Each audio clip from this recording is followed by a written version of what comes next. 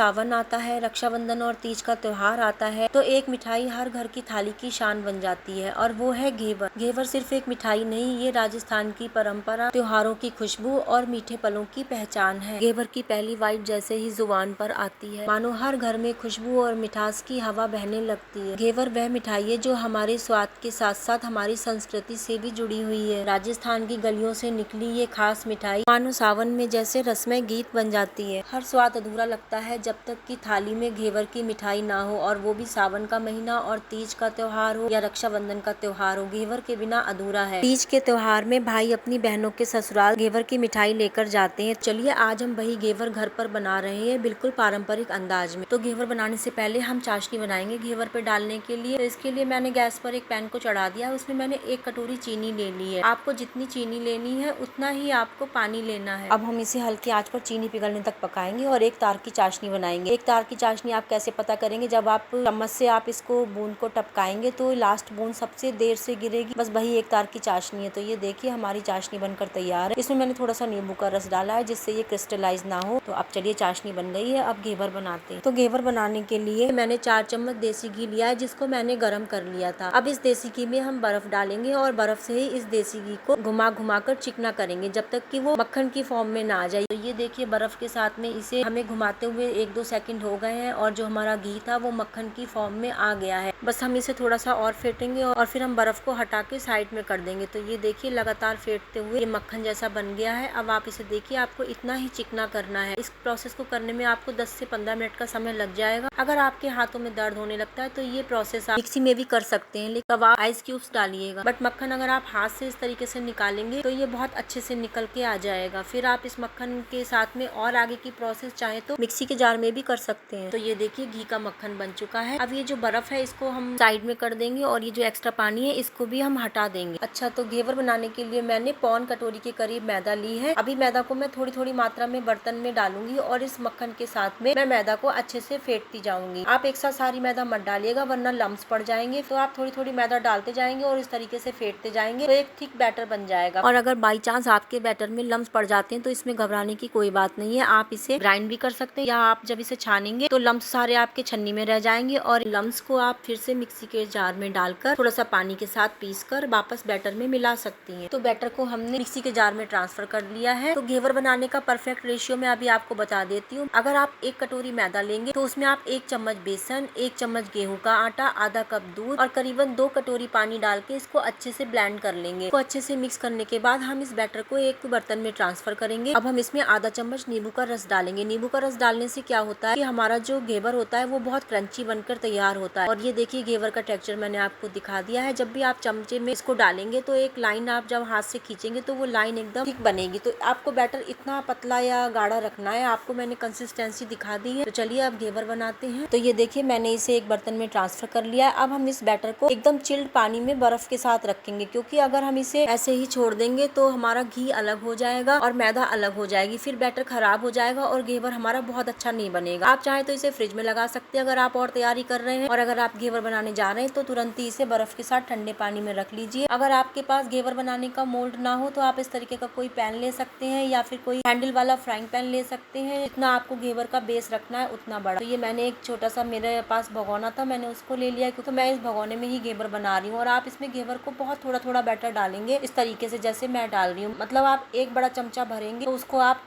5 से 6 बार में डालेंगे और जब आप थोड़ा सा ड्रॉप डालेंगे इस तरीके से घी ऊपर आएगा। तो जब घी वापस से बुलबुले बैठ जाए तो आप फिर दोबारा से इसके ड्रॉप्स डालिए। तो इस तरीके से घेवर पे एक अच्छी जाली आएगी और घेवर का एक अच्छा सा बेस बनेगा। और बैटर को घी में डालते समय गैस की फ्लेम को आपको फुल पे ही रखना है। मैं भी घेवर फर्स्ट टाइम ही बना रही हूँ, बट मेरी कोशिश रहेगी मैं फर्स्ट टाइम ही परफेक्ट घेवर बनाऊं। और अगर फर्स्ट घेवर थोड़ा खराब हो जाता है तो प्लीज आप लोग इग्नोर करिएगा। आप देखिए घेवर के ऊपर एक अच्छी सी जाली आ गई है, जैसे मधुमक्खी का छत्ता होता है, ये बिल्कुल उस तरीके से लग रहा है। बस यही परफेक्ट घेवर होता है।